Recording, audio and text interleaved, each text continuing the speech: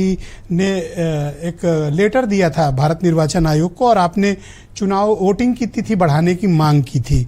क्या पहले से इस बात का अंदाजा नहीं था चुनाव आयोग को कि त्योहारों के पर्व के बीच उन्होंने चुनाव अनाउंस किया?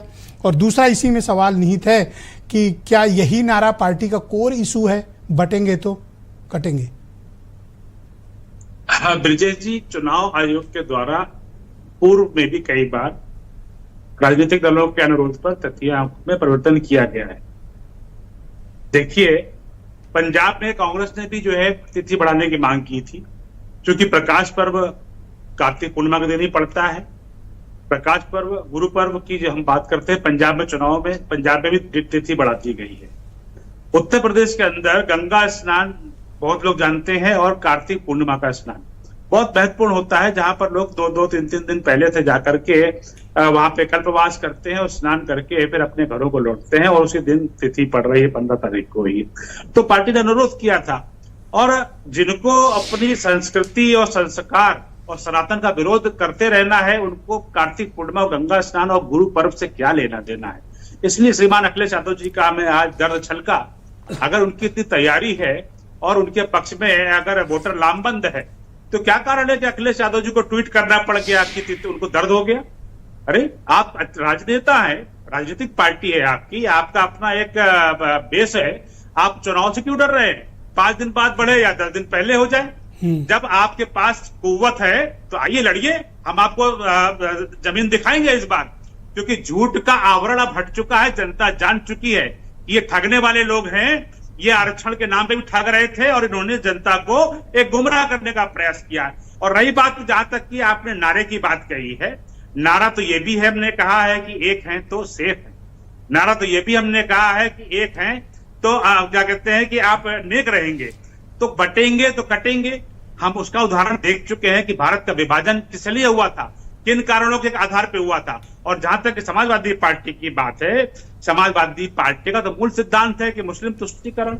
उनके ही एक महासचिव ने रामचरितमानस पे हमला किया था, इनके ही महासचिव ने माता लक्ष्मी के ऊपर बात किया था। जी, ये बटेंगे कटेंगे कर रहे थे, आप हिंदू और मुसलमानों के लिए कह रहे हैं तुष्टीकरण। आलोक जी, मुस्लिम वोट बैंक की तुष्टीकरण करना है, इसलिए हिंदुओं के जो है तो उनको धर्म में बांट। एक सेकंड आलोक जी, तो मुजफ्फर, ये बटेंगे कटेंगे आप बेसिकली हिंदुओं के लिए कहना चाहते हैं? नहीं, बटने के बाद जब आप बटे, अंग्रेज यही काम करते थे ना ब्रजेश जी, बटेंगे। तो किस पे बांटने का आप जिक्र कर रहे हैं? बटा कौन है? पार्टी कर रही है कि एक धर्म को तो बांट के मत देखो, उसकी जातियों में उस पे तो विभाजन मत करो। उसके तमाम पंथ हैं, तमाम खलीफाओं को मानते हैं, उसको तो अलग से मत देखो। उसको तो कौन है, ये मुस्लिम समाज है, एक धर्म है। और हिंदू समाज को आप जो है जातियों में मतलब आप ये रिफर कर रहे हो कि ये जो आप कह रहे हो वो मुसलमानों के लिए कह रहे हो? जी, रिपीट करेंगे। ये आप जो रिफर कर रहे हो अभी, ये आप मुसलमानों के लिए कर रहे हो? देखिए, समाज को बांटना समाजवादी पार्टी का धर्म रहा है।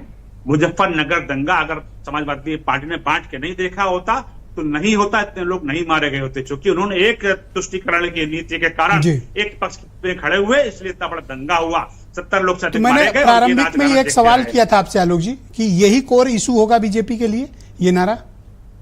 भारतीय जनता पार्टी अपने कामों के आधार पर, अपने नेता, ईमानदार नेता योगी आदित्यनाथ के नेतृत्व में चुनावों के बीच में जाएगी और समाजवादी पार्टी को उसकी हरकतें याद दिलाएगी, जनता को उनकी हरकतें याद दिलाएगी, और हम उस आधार पर अपने चुनाव के लिए वोट बचाएंगे और इसमें एक रहेंगे और नेक रहेंगे। ये भी सबसे बड़ा मुद्दा है। ये एक रहेंगे नेक रहेंगे मतलब ये चेतावनी है या नारा है आपका?